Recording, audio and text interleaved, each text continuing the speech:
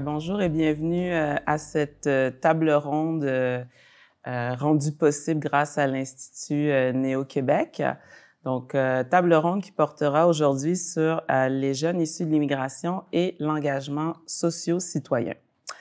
Donc, aujourd'hui, on va ensemble explorer les diverses réalités que rencontrent ces jeunes issus de l'immigration dans leur participation citoyenne et politique au Québec, mais aussi au Canada. On va le faire, mais tout en tenant compte de la complexité de cette réalité qu'on appelle la transnationalité. En effet, les jeunes issus de l'immigration, et pour reprendre la catégorie statistique gouvernementale, ces jeunes de seconde génération sont très souvent partagés entre un sentiment d'appartenance ou des sentiments d'appartenance plutôt entre leur pays d'origine et le Canada. Donc, Canada qui parfois est leur terre d'accueil, mais pour plusieurs, de plus en plus, également leur pays de naissance. Donc, cette dualité en termes de mode d'appartenance rend parfois, voire souvent, plus difficile leur mode de participation citoyenne et politique au Québec et, je le répète, au Canada également. C'est donc dans cette perspective que nous abordons aujourd'hui la question suivante. Quel mode, au pluriel, de participation pour les jeunes issus de l'immigration dans un contexte de transnationalité?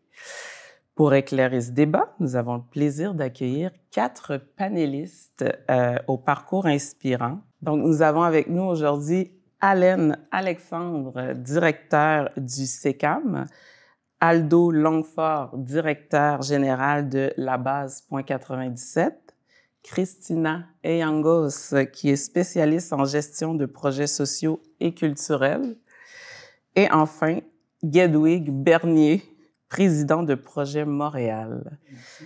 Donc, ensemble, ils et elles partageront leurs expériences, leur expertise, mais surtout leur vision quant aux moyens d'encourager un engagement citoyen inclusif pour les jeunes issus de l'immigration.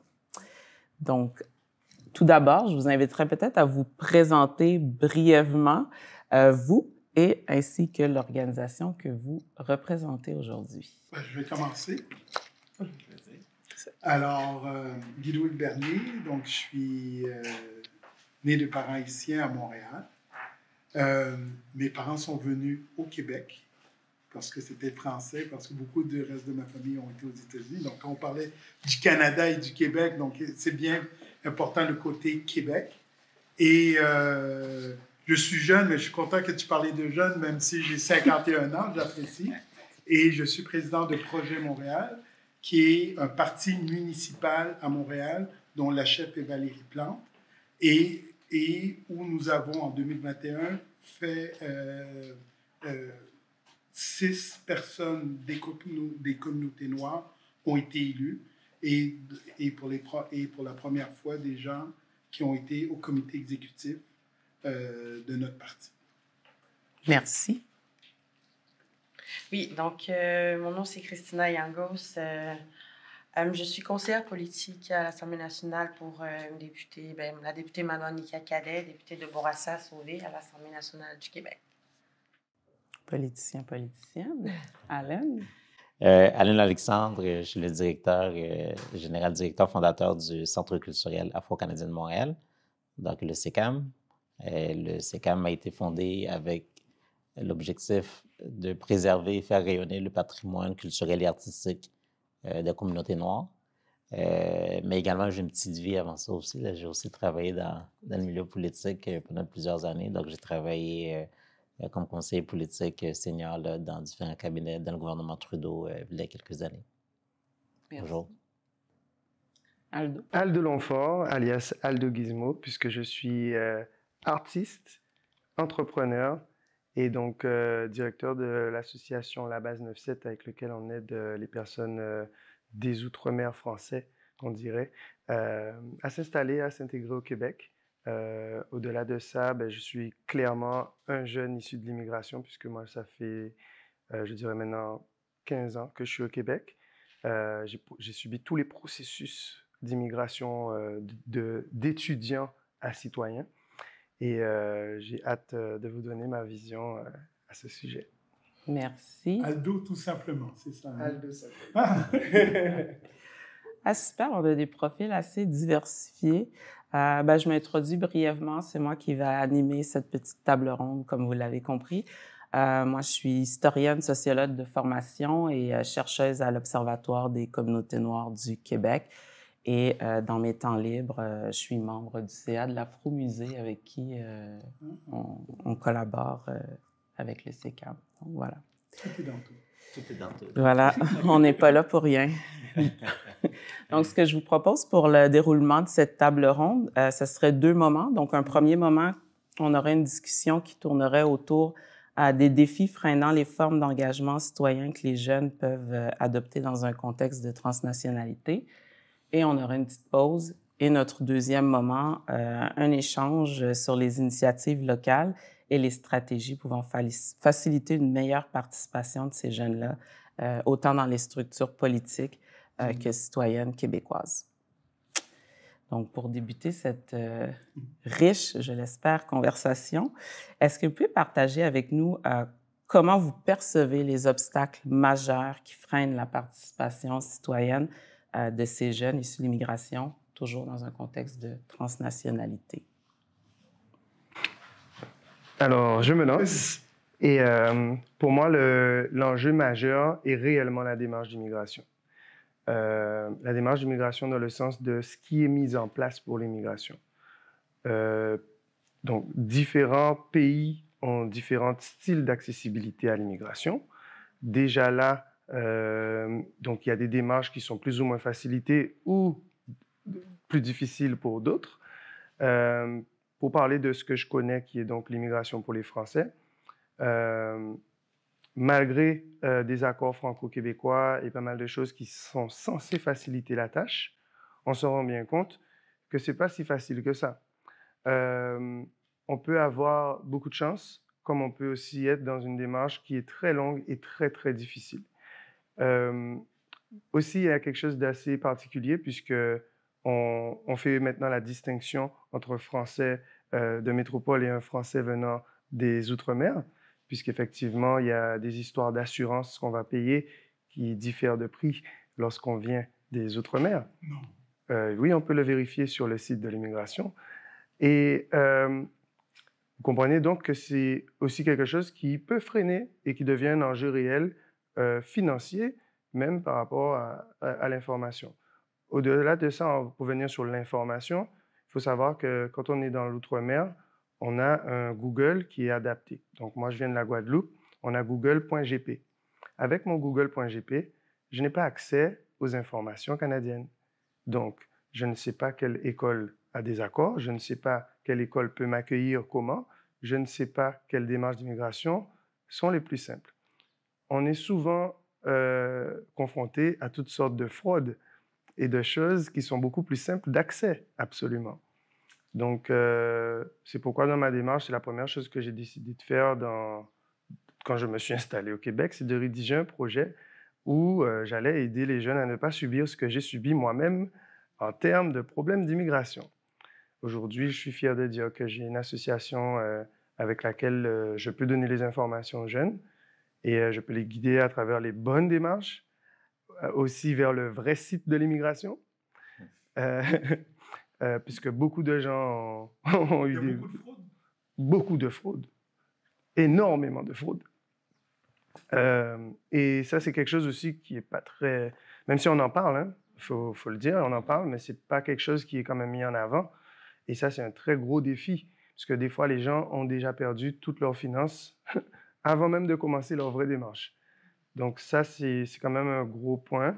Maintenant, au niveau des démarches, parce que je voulais cibler surtout les démarches d'immigration, le problème, le suivi qui est fait par rapport aux démarches pour les personnes, par exemple, immigrants, je prends mon cas encore des Outre-mer, ben, le suivi est difficile puisque on n'a pas les moyens d'appeler le Canada sans payer des frais incroyables. Donc, quand on arrive à payer une carte d'appel et à se dire qu'on va enfin avoir quelqu'un, on doit souvent attendre 1 heure avant de parler à un représentant. Donc, ça veut dire que si tu n'as pas les moyens de t'acheter la carte à peut-être 40 €, 50 €, tu ne pourras sûrement pas parler à quelqu'un au bout du fil pour réellement avoir de l'information. Donc ça, c'est déjà un bon départ de choses. Au-delà de ça, on a des accords avec la région des différentes îles qui permettent aux jeunes donc, de financer leurs études et de les placer. C'est très bien. Alors maintenant, les jeunes arrivent à Alma, à toutes sortes d'endroits perdus au Québec, sans aucun point de repère, ni une personne avec qui ils peuvent parler. Alors, je sais que les choses ont évolué depuis le temps. Aujourd'hui, apparemment, il y a quand même des personnes déléguées pour pouvoir leur donner les informations. Mais beaucoup de jeunes se sont retrouvés dans des endroits comme Alma où on peut compter le nombre de Noirs sur une main et donc confrontés à beaucoup d'enjeux qui sont des enjeux déjà sociaux de ces endroits, sans même avoir l'information en arrivant. Donc, beaucoup de clivage sociétal, beaucoup de problèmes d'insertion, chose qu'on est aussi en train d'essayer de pallier à travers ce qu'on fait comme action. Et je pense que ça aussi, c'est un enjeu parce que les faire venir, c'est une chose, mais maintenant, les insérer correctement et leur faire comprendre dans quel milieu ils arrivent, c'est encore une autre chose.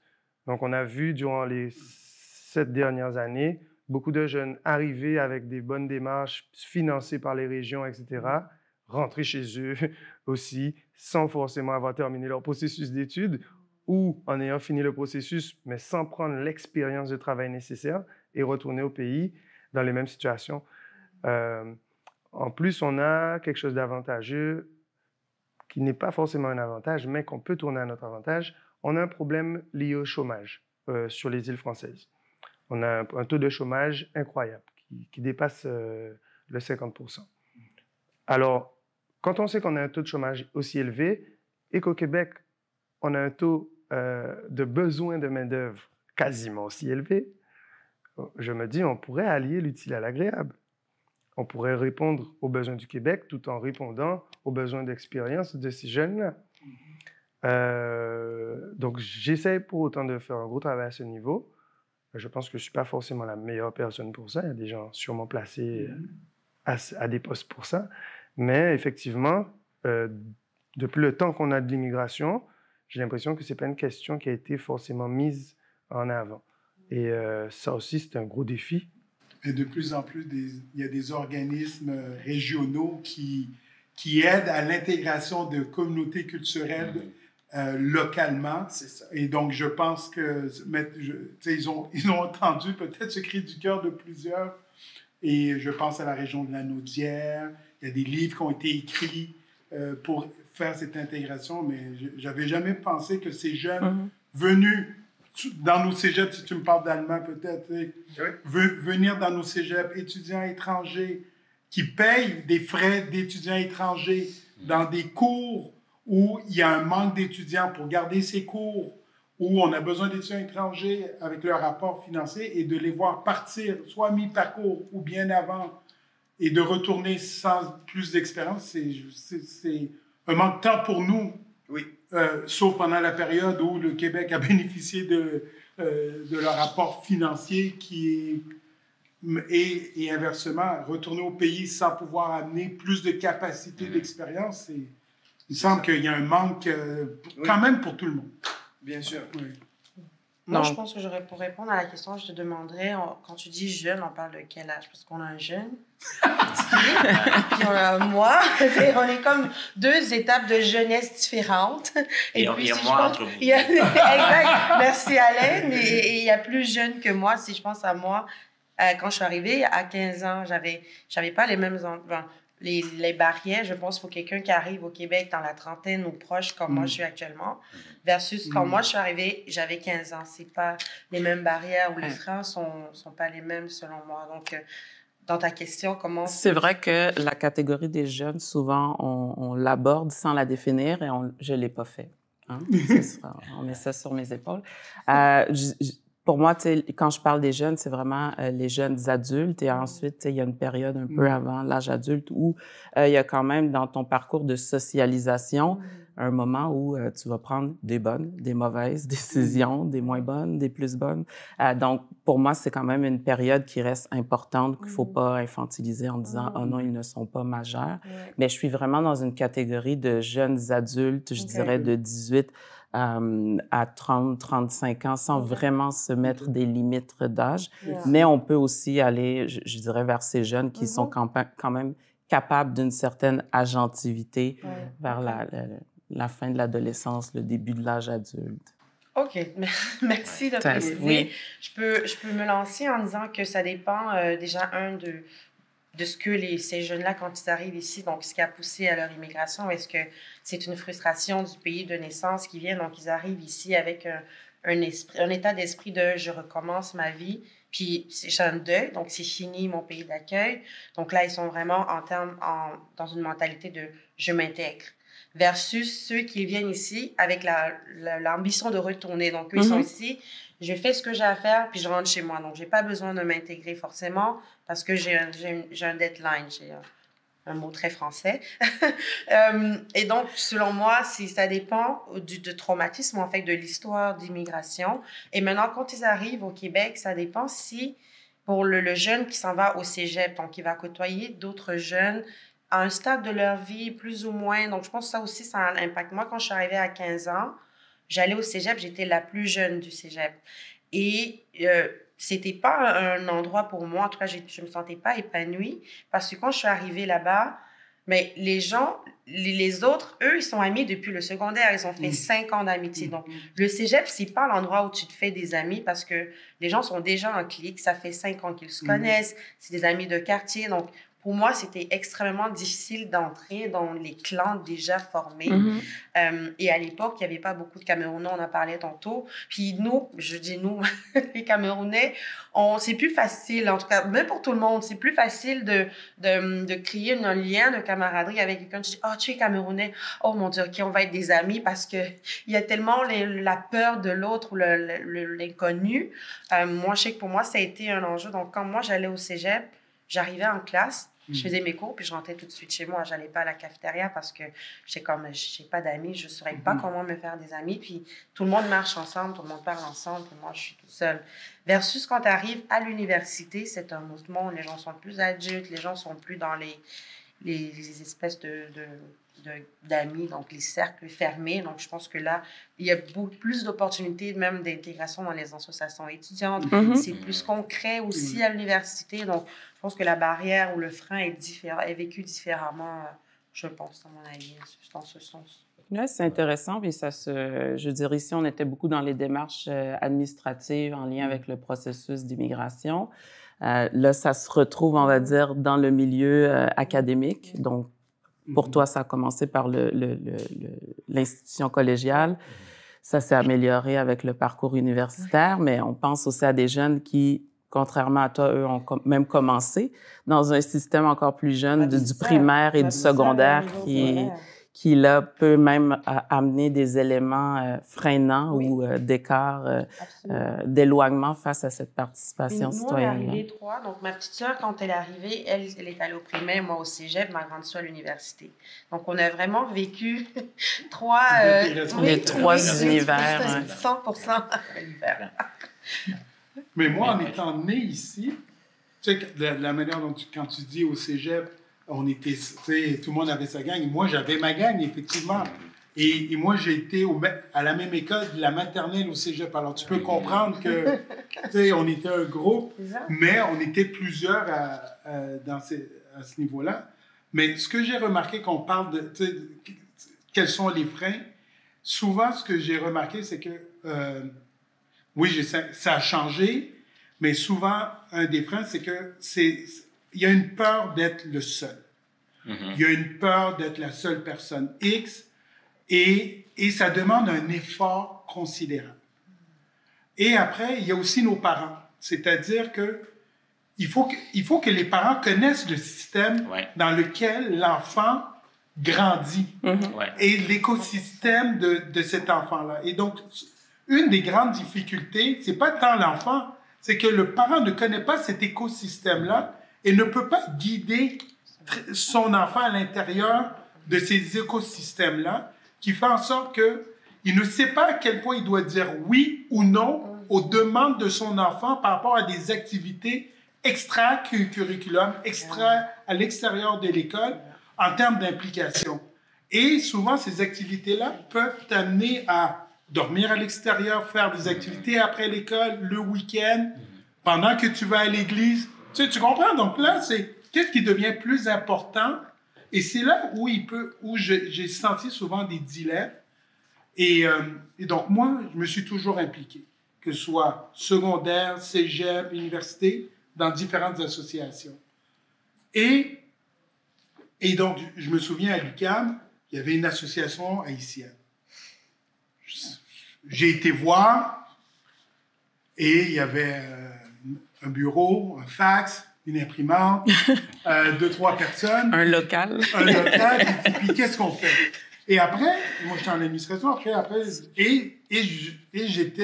j'avais été voir l'association du club marketing, l'AISEC, et après, tu as des associations plus importantes, tu sais, comme l'association étudiante. Là, ça, je fais comme, ouf, ça me paraissait trop gros pour moi, là. Et je me suis impliqué ailleurs. Mais souvent, quand je parlais à d'autres des communautés noires d'impliquer, c'était, tu sais, il y avait un frein qui se mettait personnellement. Et je crois que la peur est un frein énorme dans le vouloir. C'est peut-être pas le terme qu'on va utiliser, que les jeunes vont utiliser, mais après, tu veux faire partie d'un groupe. Ouais. Et là, maintenant, j'avais pas trop d'associations noires fortes, donc j'ai été dans les associations fortes où j'ai pu grandir, apprendre, me faire des amis pour la vie avec qui je suis encore. Là, maintenant, il y a des associations noires fortes, différents groupes. Et donc, il se peut que les jeunes se disent, je n'ai pas besoin d'aller dans les associations de la société d'accueil, je vais aller dans l'association de ma propre communauté. Et donc ça, moi ce que je dis oui à ça, mais il ne faut pas que ce soit que ça. Tout à fait. Et donc, selon moi, les jeunes, ils doivent apprendre à oser aller dans des associations, s'impliquer sur des trucs qui les intéressent et qui n'est pas lié à un groupe communautaire, pour qu'ils puissent apprendre. En tout cas. Oui, on va y revenir. Oui. Mais je trouve ça intéressant, ce côté de dire la peur. Moi, je vois beaucoup ça comme, pas nécessairement comme une peur, mais il y a une charge. Tu parlais d'un effort supplémentaire, mais il y a une charge mentale, il y a une charge supplémentaire qui vient avec être le représentant ou la représentante de toute une communauté, alors qu'à la personne issue du groupe majoritaire, on ne lui demande pas de représenter tous les gens de son monde, de son univers, de sa communauté. Donc, c'est intéressant, ce côté de lier ça avec la peur. Je ne pensais pas qu'on me demandait pas non plus de représenter, mais une communauté X, parce qu'on était, tu sais, il n'y avait pas d'histoire de quota, de whatever. Quand je m'impliquais dans les associations. Mais après, quand tu sais ça, tu sais, il faut s'intégrer, puis après, à l'époque, tu sais, il y a différentes blagues, puis là, on s'amuse. Moi, je veux dire qu'au-delà de ça, ça part également d'une perception, ça part d'une forme d'auto-exclusion. L'auto-exclusion se vit à plusieurs niveaux. C'est au niveau de l'immigration, c'est au niveau de la race. Quand tu arrives dans un milieu, dans une société où tu sens, où historiquement, il y a assez d'éléments qui te font croire que tu n'es pas toujours le bienvenu, je pense que ça, en soi, c'est vraiment un frein. Donc, je pense qu'on ne peut pas faire fi du fait qu'il y a des systèmes qui sont en place ou un narratif qui existe, qui n'est pas toujours inclusif de nature et qui finit par auto-exclure les gens. Donc, je pense que ça, en soi, également, c'est un frein quand même assez significatif. Au-delà du vouloir et du désir des gens de vouloir s'appliquer, je pense qu'il y a également cette perception-là qui existe, que c'est un mur qui existe. Et puis, ce mur-là a toujours été là. Donc, je pense qu'il y a un travail également de société qui est assez important à faire, de sorte qu'à créer des espaces dans lesquels les gens ils sentent que, je peux oser. Et j'ai le droit d'être ici. Il y a cet accès-là m'est disponible au même titre que ça allait être disponible à d'autres Mais personnes. quand tu étais jeune, tu pensais à ça? C'est ça, j'allais dire. Je pense que ça vient plus tard. C'est pas là. En fait, mais c'est très, par contre, c'est dans le subconscient. Donc, je ne pense pas qu'à mon âge, à 15 ans, je veux dire que j'avais pas ces réflexions-là. Okay. Mais je ne pense pas non plus que j'avais encore atteint le niveau de maturité, à la fois intellectuelle et personnelle, pour pouvoir formuler ce type de pensée-là non plus à 15 ans. Mais avec du recul, on peut voir de où ça part. Et moi, je peux aujourd'hui, dans mon poste, où ce que je suis en ce moment, à mon âge, voir exactement qu'est-ce qui aurait été ces freins-là à d'autres personnes qui vivraient cette expérience-là, soit en tant que nouveaux arrivants au Canada ou des personnes qui sont même nées ici. Je suis né ici, j'ai 43 ans, j'ai un peu vécu l'expérience qui est un peu inverse. Donc, je suis né ici à l'âge de 9 ans. Mes parents sont déménagés en Haïti parce que mon père et ma mère voulaient s'impliquer, faire un changement de leur pays d'origine. Je suis resté 6 ans et demi en Haïti pour revenir au Canada. Mais quand je suis revenu, c'est deux expériences qui étaient complètement différentes pour moi. Autant que j'étais en Haïti, je me sentais un peu exclu parce que c'était pas chez moi. Mais quand je revenais également, j'étais perçu comme étant un nouvel immigrant qui arrivait au Canada parce que les gens ne connaissaient pas cette expérience-là. Donc, ça finissait en soi lui-même. Donc, toi, tu es immigrant et québécois. C'est exactement ça. Fait que moi, je porte les deux chapeaux, fait que j'ai cette expérience-là. Puis, c'est une expérience, mais en fait, c'est une richesse de vécu. Okay. Parce que je pense que quelqu'un qui arrive ici, tu vois qu'est-ce que tu vois, tu arrives avec une perception de qu'est-ce que ça est, qu'est-ce que c'est, qu'est-ce que ça devrait être. Moi, j'ai eu la chance d'être né ici, de l'avoir vu, d'aller ailleurs, de voir qu'est-ce que c'est ailleurs, puis de revenir exactement à la même place. Donc, j'ai eu ce privilège de pouvoir comparer ces expériences-là, puis je pense que c'est quelque chose qui a énormément enrichi ma vie. Mais c'est pour revenir à ce que je disais, je pense qu'il y a un système qui existe également, soit dans son design ou dans les résultats, finit quand même par créer un environnement dans lequel les gens s'auto-excluent. Mm-hmm. Mais je voulais intervenir sur ça pour dire, justement, on disait que quand on est jeune, on n'a pas forcément dans ce genre de réflexion. Mais quelqu'un, peu importe son âge, a un projet de vie. On a une idée de ce qu'on veut faire dans notre vie. Oui, je pense que ça dépend. Des fois, c'est dilué entre ce que tes parents veulent que tu sois. Ce que oui, on est d'accord. Ça vient de l'éducation, ça vient de beaucoup de choses, mais on a un projet de vie. Le projet de vie qu'on a, quand on arrive donc dans un pays, on vient de tout laisser quelque part pour arriver. Quand on fait ça, c'est parce qu'on a quand même une idée de ce qu'on aimerait faire là où on va. Quand on arrive sur place, on se rend bien compte qu'on a un certain nombre d'années à passer à faire nos preuves avant de même pouvoir penser à réaliser notre projet de vie. Et ça, aussi, c'est un enjeu important. Parce que si la société en face fait qu'on se sente exclu, comment on peut réellement faire partie de ce tout? En arrivant sur le territoire, on se rend compte, parce que quand on part, on vient avec le cœur de venir créer ou de venir donner ce qu'on est. De venir continuer. Mais on a un projet de vie. Simplement, on réalise qu'on a un laps de temps qu'on n'a pas prévu, qui est d'environ 4 à 5 ans, où on n'est pas quelqu'un de... Je ne veux pas dire on n'est pas une personne, mais on n'est pas encore... On n'est pas sur les listes électorales, on n'a pas d'avis à donner, on ne doit que subir ce qu'on nous impose. Faire des papiers, renouveler le papier à temps et en heure, travailler pour avoir l'argent pour payer ce papier. Donc, en vérité, pendant cette période-là, le projet de vie qu'on a au début, il est soit en stand-by ou il est parti en fumée. Et ça, c'est un enjeu très important parce que si le système, comme disait M. Allen, n'est pas en place pour faire se sentir partie des choses, mais plutôt exclu, ben on est là, dans ce laps de temps, en mode, je dois répondre aux exigences, je me tais, j'essaie de faire profil bas. Je pense que c'est voilà. je pense que c'est vraiment ça l'idée. Moi, je veux vraiment entrer dans l'empathie de la chose parce que je pense que c'est très facile de dire, mais regarde, pourquoi les jeunes ne s'impliquent pas? Pourquoi on ne fait pas ci? Pourquoi on ne fait pas ça? Mais la question qu'on se demande, est-ce qu'on, en tant que société, dans les choix qu'on a faits, est-ce qu'on a créé un espace dans lequel ces gens-là sentent qu'ils veulent s'impliquer?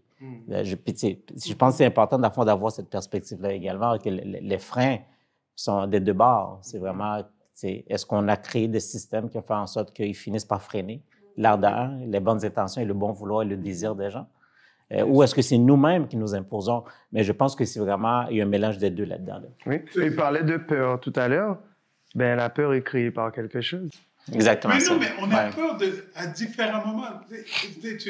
Le meilleur exemple, tu vas dans une fête, tu vas à un endroit, tu connais pas grand... Après, il y a une histoire de caractère 100%. aussi. Est-ce que tu vas vers les autres, tu vas dire, bon, est-ce que tu attends que... C'est sûr que si quelqu'un te prend la main et te présente à tout le monde, ça aide. Exactement ça. Et Je donc, vous ramènerais peut-être à... Tu l'as évoqué un peu entre les lignes, le contexte, parce que là, vous avez beaucoup individualisé vos réponses, mon parcours, mon projet. Moi, j'ai envie de dire, ton 15 ans il y a quelques années, on va pas reculer trop loin dans le temps, mon 15 ans à moi, mais moi, j'ai envie de dire, les jeunes d'aujourd'hui de 15 ans, je veux dire, avec les différents mouvements sociaux qui sont en place, les Black Lives Matter de ce monde, les MeToo, tous ces mouvements, on va dire, afro-féministes en plus ou afro-centrés.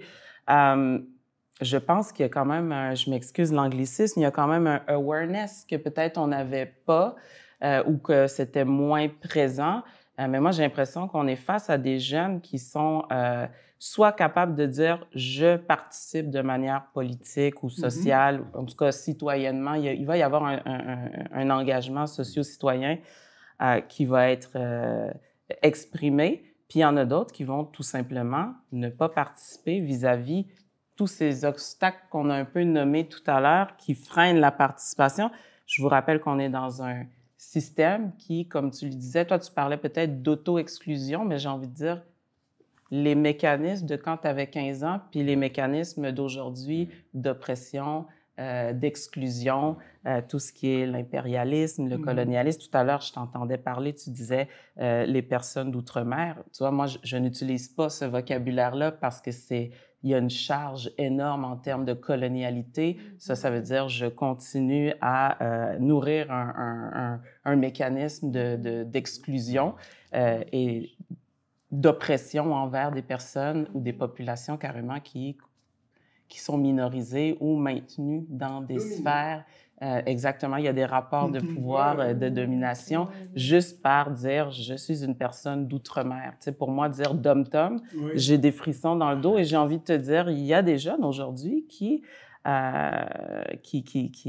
sont beaucoup plus dans l'activisme, le militantisme, dans d'autres types d'engagements qui ne se font peut-être pas dans ces structures. Quand tu disais, est-ce que la société, est-ce que tu as inclus un « nous », mais j'ai envie de te dire, ça se peut qu'il y ait ces structures-là très oppressantes, excluantes, et d'autres types de pratiques dans un contexte de transnationalité. Tu parlais de ces Camerounais qui se retrouvaient, ces associations, les associations étudiantes, l'association étudiante des Haïtiens ou un fax, un local, rien du tout. Mais aujourd'hui, quand on va en milieu universitaire, ces associations-là font le travail de ce que le gouvernement ou certains paliers du gouvernement ne font pas en travail d'insertion. Moi, intégration, c'est vraiment pour les nouveaux et nouvelles arrivantes, mais le travail d'insertion, une personne qui est née ici, moi, j'ai pas besoin que tu me dises comment m'insérer dans la société dans laquelle je suis née. Donc, quand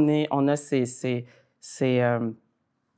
univers-là, on va dire, où on doit mettre en place des pratiques pour inclure une personne qui est canadienne, qui est née ici, puis de lui dire bienvenue dans ta société. Je trouve que ces associations-là qui mettent en place des programmes de mentorat, d'accompagnement, d'accueil, on le voit aussi dans des milieux plus religieux, donc des institutions religieuses qui vont s'occuper. Pendant des années, le dossier de l'immigration au Québec et au Canada était remis à ces institutions religieuses-là qui accueillaient et s'occupaient de cette intégration des nouvelles arrivantes, dont ces jeunes. Donc, c'est pour dire, je pense qu'aujourd'hui, on a un contexte qui est quand même assez particulier avec différents mouvements sociaux qui font qu'on a des jeunes engagés, et je dirais pas désengagés, ils restent engagés en étant capables de dire « je ne veux pas participer de manière citoyenne à ces institutions-là ». J'aimerais savoir, dans vos milieux, dans vos organisations ou même dans vos actions personnelles, quel type de programme ou quel type d'actions sont mis en place pour encourager l'engagement citoyen et politique des jeunes issus de l'immigration, toujours dans un contexte de transnationalité? Mais Moi, je pourrais peut-être commencer au niveau de la ville. Il y a, au niveau de la ville, différentes façons d'impliquer les jeunes. Et à la Ville de Montréal, il y a ce qu'on appelle le Conseil jeunesse, par exemple, où on amène et on va dans les arrondissements et dans les communautés pour les faire venir à l'intérieur de la ville pour qu'ils connaissent l'organe politique de l'appareil municipal. Et à l'intérieur des arrondissements, de plus en plus d'arrondissements ont leur propre conseil jeunesse pour que les jeunes puissent voir c'est quoi s'impliquer et qu'est-ce que font des élus et amener des idées. Et au-delà de ça aussi, il y a maintenant, les élus ont travaillé sur ce qu'on appelle de la participation citoyenne, où on va demander, et on va appeler ça ce qu'on appelle un budget participatif, où on va demander à des groupes, à des individus, de venir proposer des idées qui seront votées par la population, et ensuite ces idées-là vont être concrétisées parce qu'elles seront supportées financièrement. Et donc, au sein de la ville, il y a plusieurs institutions. Il y a CITL pour les femmes, où on va amener les femmes à venir encore là comprendre ce qu'est, et là on n'est plus nécessairement dans la jeunesse, mais venir voir c'est quoi l'appareil gouvernemental qui est une institution publique.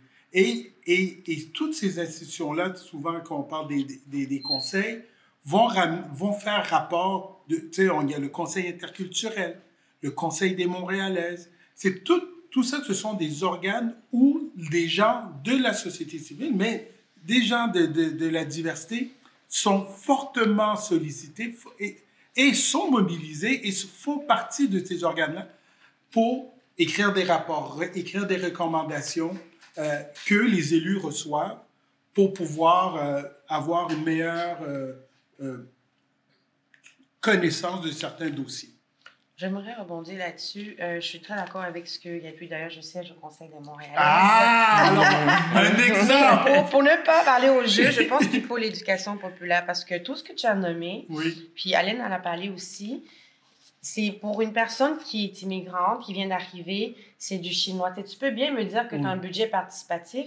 Je ne sais pas qu'est-ce que ça veut dire. Je ne sais pas comment ça m'impacte dans ma vie, ni comment ça fonctionne. Donc, il faut que l'information vienne me trouver et aller trouver les jeunes où ils sont, donc dans leur classe d'école, dans leur milieu où ils passent le plus de temps. Pour nous, je dis nous, comme j'ai dit dans mon introduction, je travaille à l'Assemblée nationale du Québec pour une députée qui elle-même est issue, elle est née ici, mais elle est dans la communauté haïtienne très impliquée. Et ce que elle essaye de faire, puis moi je la soutiens là-dedans comme son attachée, c'est de lancer un défi de l'innovation sociale de la députée. Donc essentiellement, c'est d'introduire les jeunes à Montréal-Nord. Donc c'est le quartier... Si quelqu'un connaît bien Montréal-Nord, qui accueille énormément de nouveaux arrivants, c'est encore un des seuls coins à Montréal où c'est abordable de vivre. Et très difficile de se déplacer. Donc, alors... On y reviendra. Alors, l'idée, c'est d'initier les jeunes, de sortir les jeunes de l'isolement, surtout les jeunes qu'on appelle les NIF, donc ni à l'emploi, ni aux études, ni en formation. Donc, de leur donner quelque chose, un outil de participation citoyenne, justement, l'innovation sociale, de les amener à penser à leur vie, comment ils veulent que leur ville, leur quartier, leur pays d'accueil soit. Donc, un peu aussi une façon de les mobiliser, de les inciter à s'approprier leur terre d'accueil. À légitimiser leur parcours aussi. Donc, ça, c'est quelque chose qu'on essaie, qu'on veut. On est en train de travailler pour installer à Montréal-Nord pour les jeunes de Montréal-Nord qui sont très marginalisés, souvent très pauvres, souvent, il y a très, très peu de choses qui se passent en termes de... Quand on parle de Montréal-Nord, en tout cas, ici, c'est toujours la violence, c'est toujours, c'est souvent négatif. Donc, la députée, dans son initiative, essaie de venir dire, c'est pas juste ça qui se passe à Montréal-Nord. Et pour les jeunes qui viennent d'arriver, il faut pas qu'ils pensent que, là où on vit, on n'a pas d'avenir. C'est pas vrai. Donc, c'est un peu ça, mais je pense quand même que il faut beaucoup d'éducation. Donc, pour participer à des appels pas des appels d'offres, mais des appels à projets. Des appels à projets, merci, que ce soit pour le budget participatif, que ce soit quand il y a venir dans les séances de conseil d'arrondissement. ça prend une certaine connaissance, moi, je trouve. Moi, j'entends ça souvent, c'est un grand frein. Les gens sont intimidés. Donc là, on est beaucoup plus dans des initiatives. Tu sais, quand tu me parles d'innovation sociale, ça me parle en tant que chercheuse, mais on est beaucoup plus dans des initiatives participatives qui partent du bas vers le haut et non pas peut-être quelque chose du haut qui venez, mais c'est nos structures qu'on impose, c'est notre façon de faire. Là, on est vraiment dans une initiative où ces jeunes-là sont convoqués, invités, appelés à proposer des transformations dans les milieux, mais ça part vraiment, et comme tu dis, j'ai entendu éducation populaire, j'ai entendu initiative interculturelle. Je pense que dans la seule province canadienne où on a un premier ministre qui ne reconnaît pas la présence du racisme, la discrimination systémique, j'irais même jusqu'à dire une éducation antiraciste. Je pense que c'est des lois qui devraient exister aujourd'hui. Mais moi, je pense qu'au-delà des jeunes, puis souvent on parle des jeunes, on parle de l'immigration, il y a toujours un élément, je pense, qu'on oublie souvent, c'est vraiment la nécessité de sensibiliser puis d'éduquer les parents. Puis un jeune qui arrive, l'encadrement que reçoit un jeune vient souvent du milieu duquel provient ce jeune-là. Et je pense que ces jeunes-là, s'ils ne sont pas dans le bon espace, avec les outils nécessaires qui leur permettent d'être au courant ou d'être sensibilisés par rapport à ce qui se passe dans la société de manière générale, je pense que ça, en soi, c'est un enjeu. Fait que je pense que dans tout ça, autant qu'on parle des jeunes, il faut voir également comment on peut avoir une stratégie, une approche qui est beaucoup plus globale, qui va également chercher les parents et les inciter. Moi, de qu'est-ce que j'ai vu, je viens d'une famille qui est très politique. Et je pense que mon intérêt à la chose sociale et à la chose politique vient surtout du fait que je viens d'un milieu où ce que la politique, l'implication sociale était vraiment importante. Et je vais encore même plus loin et dire que autour de moi, les personnes, en particulier issues des communautés noires ou des communautés migrantes avec qui j'ai grandi, j'étais à l'école, qui sont aujourd'hui impliquées dans la chose politique, dans la chose sociale, viennent souvent de parents également qui avaient cette sensibilité-là. Donc, mais on ne peut pas s'attendre à ce que tout parent qui arrive ici avec ses enfants, souvent de pays où ce que la politique est très mal vue et qui ont un vécu, un bagage qui est très négatif par rapport à la chose politique ou l'implication sociale en soi, arrive tout d'un coup au Canada puis se rend compte, oh my God, c'est vraiment le pays parfait pour moi, de fois pour m'impliquer. Donc, il y a la barrière de ce que je vous expliquais tantôt qui vient du fait qu'il y a une forme d'auto-exclusion parce qu'on est souvent dans une société où les gens ils pensent que le narratif de société qui a été développé et qui existe ne les inclut pas. Donc, automatiquement, il y a beaucoup d'hésitation d'aller vers cette chose-là. Mais ils viennent également avec le bagage. Et ce bagage-là, en soi, également, est un frein. Donc, je pense que autant qu'on veut parler des jeunes et leur implication, on ne peut pas faire ça sans nécessairement sensibiliser et accompagner, dans une certaine mesure, les parents. Donc, toute stratégie et toute approche qui se veut sérieuse, efficace, qui doit porter les résultats que je pense que ça doit porter, doit également inclure la sensibilisation et l'engagement des parents et de la famille également. Ben, en tout cas, j'appuie ça et je veux dire que c'est un peu dans cette démarche-là que je suis moi-même. L'idée d'aller sensibiliser avant même l'arrivée. Donc, je fais beaucoup justement, on fait des séminaires d'information, des séances de formation. Il y a quelques années, on avait pu avoir l'occasion d'aller sur place, faire des vraies mobilisations d'information et de sensibilisation sur les enjeux de l'immigration quand on arrive, les choses à faire, parce qu'il y a beaucoup de choses à faire. On parle des papiers d'immigration, mais il y a aussi faire ces papiers de sécurité sociale, de faire les reconnaissances de diplômes, de faire les documents qui peuvent permettre aussi d'avoir le permis de conduire simplement. Donc, toutes ces choses-là qu'on peut déjà expliquer, mais au-delà de ça aussi, l'aspect social quand tu arrives dans une culture, tu arrives dans un lieu où les gens aussi ont une démarche de vie. Il faut pouvoir s'insérer à tout ça et ça s'apprend avant. Donc, je suis d'accord avec la sensibilisation. On parlait aussi d'éducation. Je travaille aussi avec certains organismes qui donnent des cours aux nouveaux arrivants. Donc, comme je disais, j'ai plusieurs casquettes. Je suis aussi entrepreneur et donc je fais des cours d'informatique dans certains organismes. J'aime bien mentionner le CSGFI, qui est quand même un organisme qui fait un travail pour les femmes immigrantes, avec qui je donne les cours justement pour tout ce qui est Word, Excel, enfin tout ce qui permet de maîtriser l'outil informatique pour des personnes immigrantes. Et on voit bien qu'à travers les cours, on ne s'arrête pas juste à dire on prend une page Word, etc., puisque ces gens-là ont toujours des questions qui tournent sur l'aspect social et sur l'aspect de ce qu'ils rencontrent de tous les jours. Donc, l'éducation, la sensibilisation, je pense que c'est primordial par rapport aux solutions qu'on pourra apporter pour ces personnes-là. Bibi, vas-y. Non, vas-y. Bien, j'allais dire que, tu sais, je parlais d'engagement politique. La chose politique, c'est pas seulement du politique. Je pense que pour la communauté, c'est tellement beaucoup plus que juste ça. Souvent, ça débute avec l'engagement civique dans sa communauté. Donc, mais c'est vraiment être capable de dire ton implication que tu as dans ton église là, ou dans ta mosquée ou peu importe où ce que tu es, elle peut se traduire également dans toute forme d'implication. C'est au niveau culturel, naturellement au niveau politique. Puis si tu me permets de me donner un petit exemple rapidement, moi, mon implication a débuté parce qu'à l'âge de 15 ans, je suis devenu un bénévole. Puis j'ai senti que, en tant que bénévole, je suis en train d'avoir un impact sur la vie de quelqu'un. Puis ce bénévole-là, c'est quelqu'un qui, je suis encore au secondaire, qui habitait dans Westmount. Et je me suis inscrit avec un organisme, à l'époque, qui s'appelle Entraide bénévole métro. Et il donnait des opportunités, justement, de bénévolat pour aller aider des personnes qui étaient dans le besoin. Et moi, la personne que j'avais accompagnée pendant 2 ans et demi jusqu'à ce que j'arrive au cégep, c'était un docteur qui n'avait pas de famille, mais qui avait besoin de quelqu'un pour aller faire son épicerie, quelqu'un allait prendre des marches. Puis à l'âge de 15 ans, j'étais devenu quasiment son fils. Et quand je suis rendu à l'université, avant de décider, j'ai appris que le seul petit montant d'argent qui lui restait, c'est moi qui l'avais hérité.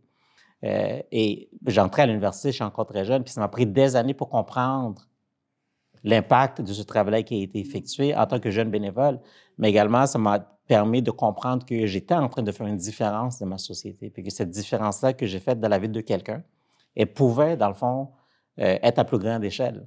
Donc, tu sais, j'ai senti cet appel-là, dans le fond, de m'impliquer davantage. Donc, c'est devenu de l'engagement civique. Donc, je me suis impliqué dans ma communauté, dans le culturel, dans d'autres espaces et dans la politique. Mais je pense que toute cette implication-là, ça prend différentes formes. Mais je crois et je demeure puis très confiant là-dessus quand je dis que je crois que l'implication politique, surtout pour des communautés comme les nôtres et la communauté noire, est absolument, absolument primordiale parce que souvent, le politique nous a exclus.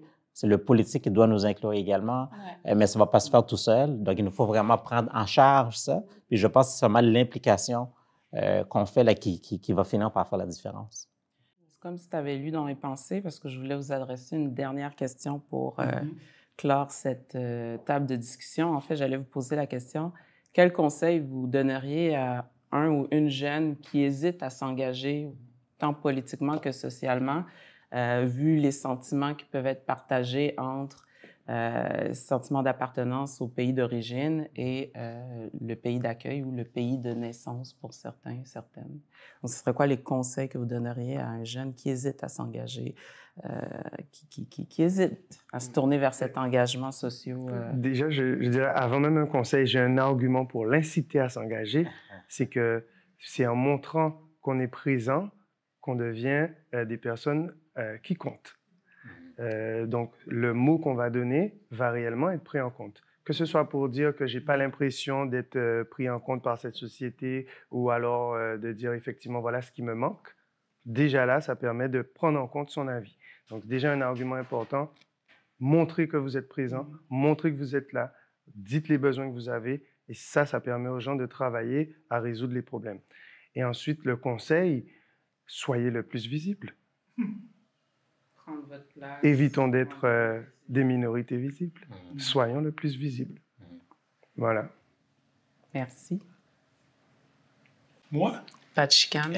Vas-y. Non, toi, vas-y. Moi, ce que je dirais à un jeune qui s'est dit... Souvent, c'est par où commencer. Souvent, la grande question, c'est par où commencer. Et moi, je lui dirais, regarde qu'est-ce qui t'anime. Qu'est-ce qui t'anime? qu'est-ce qui te dérange, tu sais?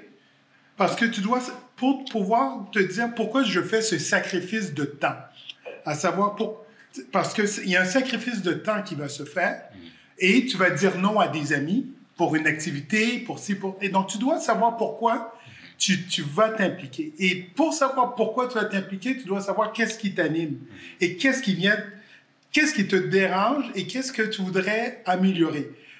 Il peut avoir cet aspect-là, il peut avoir un aspect tout à fait ludique. J'aime tel sport, puis je veux m'impliquer dans une association sportive pour améliorer l'accès, améliorer le service. Tu sais. Donc, c'est pas obligé que mais il y a toujours quelque chose qui vient nous animer. Donc, moi, je dirais à la personne, qu'est-ce qui t'anime?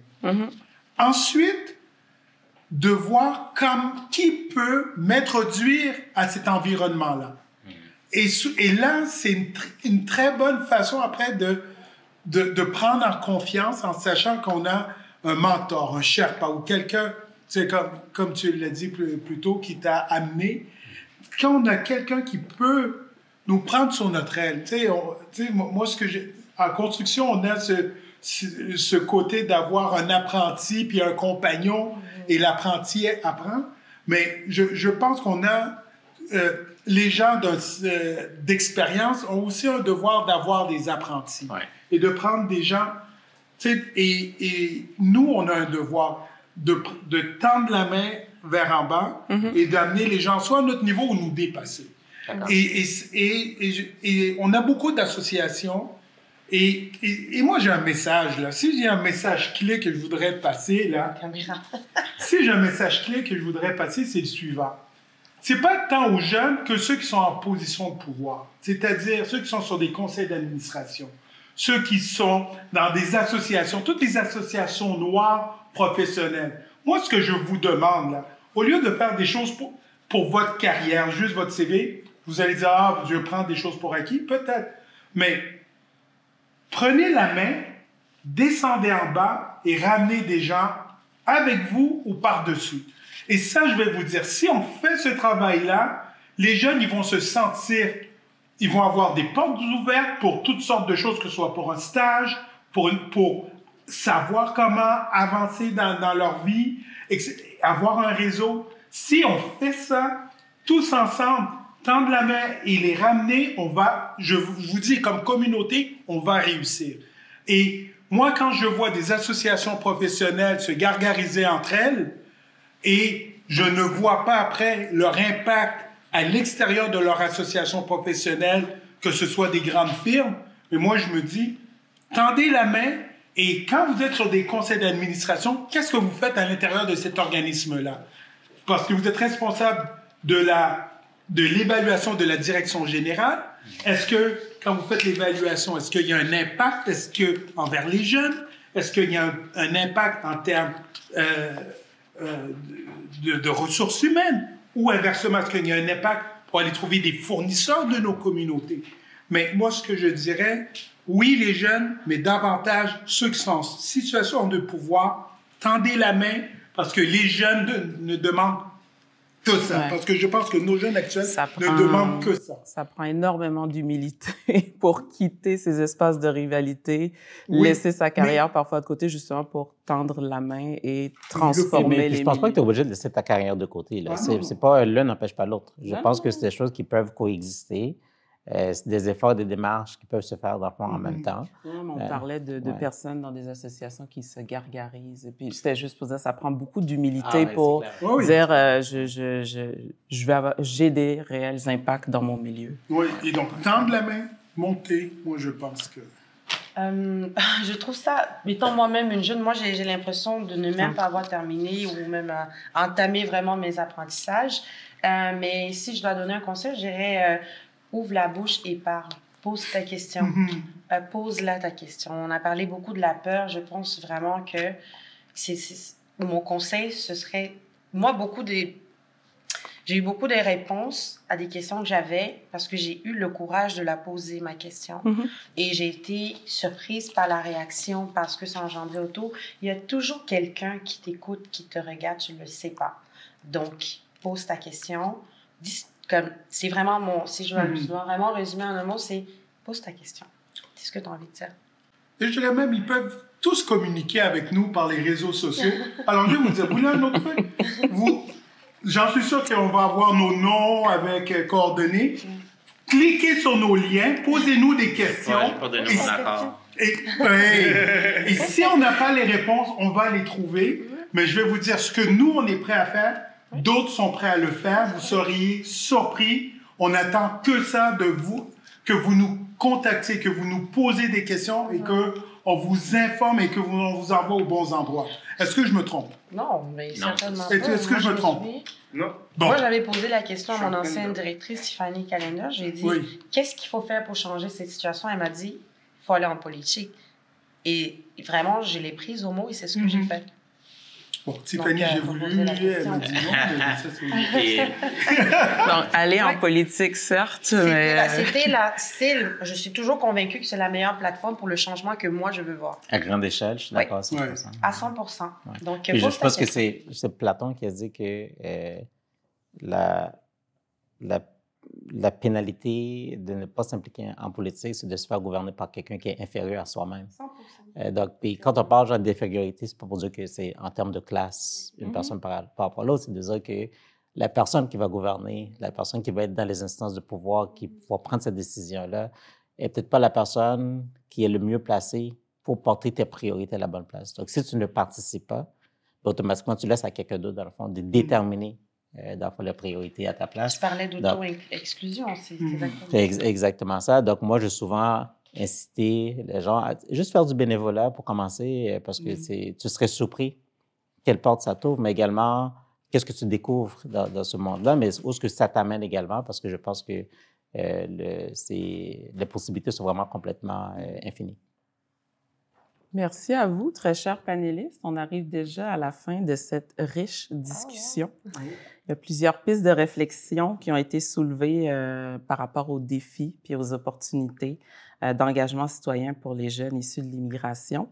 Ce qui ressort clairement, c'est que cet engagement-là, citoyen dans un contexte de transnationalité, c'est un processus complexe, mais je pense que c'est un processus qui est essentiel pour bâtir une société plus inclusive. Vous avez mis en lumière cette nécessité un peu de briser les barrières. Si on avait eu plus de temps, j'aurais tellement aimé vous entendre sur comment on met en valeur, comment on valorise les expériences et les contributions transnationales de ces jeunes-là. On fera un épisode 2. Donc, merci à vous tous et toutes pour ce partage d'expériences, d'expertise qui nous amène à pousser encore plus notre réflexion. Et je tiens, je pense de la part de tous et toutes autour de cette table ronde, remercier l'Institut Néo-Québec pour cette opportunité, cette rencontre, cet échange riche, porteur de sens. Donc, encore une fois, merci à vous.